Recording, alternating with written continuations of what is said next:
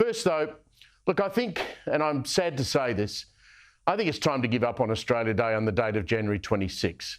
Today and this week convinced me that no matter what we do and say, the political activists, and that's what they are, will just keep on shouting, marching, waving incendiary banners and trashing the country that gives them the best standard of living in the world, and they'll keep doing it forever. January 26 in 2024 has finally broken me. And look, as you know, I'm no quitter, but I ask you, what's the point? I mean, take Melbourne today.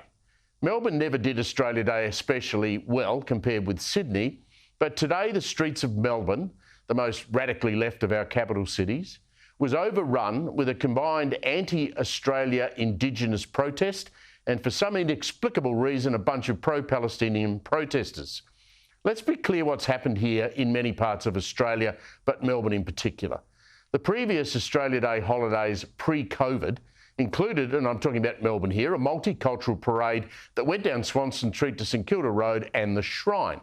Now, look, it was a little twee, but it featured a rich history of migration to Australia, celebrated the Italians and the Greeks, and then the Vietnamese, the Chinese, the Indian and the African arrivals that enriched our cultural way of life and added some spice to the way Australians ate through the 50s, 60s and 70s.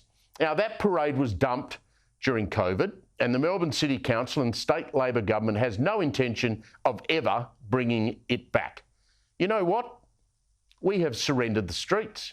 We gave up in the face of aggressive times, ugly in both language and threats to activists from vicious and various Aboriginal groups.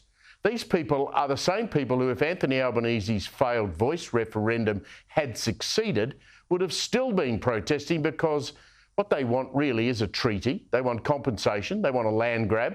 The most radical don't even recognise our existing governments. Anthony Albanese held out hope for these activists with his voice. And guess what? 60% of us said no. An overwhelming rejection of dividing the nation, as it should be, along racial lines. We said no. Well, if we thought that was the end of it, think again. Now, left-wing Labor governments in most states have ignored that vote and are telling these groups, don't worry, we're going to give you a treaty anyway. Ignore those fools who voted no, we'll do it anyway. Now, in Victoria, we have something called a truth-telling commission. We have Indigenous courts. We have the Uruk Justice Commission, funded by Victorian taxpayers, which is investigating historical and ongoing injustices committed against Aboriginal Victorians since colonisation, all the way back. Now, you've got to ask, with that government-funded, supported outfit, how can we ever live in harmony? The very existence of that group says, well, listen, white fellas, you came here, you did all these sorts of distressful things, and you should pay for it. Now, I've never committed any injustice against Indigenous people. My parents and grandparents have never harmed any Indigenous person. So what are you yelling at me for? What are you accusing me of? Why are you angry at me? I'm like 90% of Australians, I suspect. I'm sick and tired of being told how evil and horrible I am, and that I should be ashamed of being a white Anglo-Australian. Well, I'm sorry. I'm not sorry.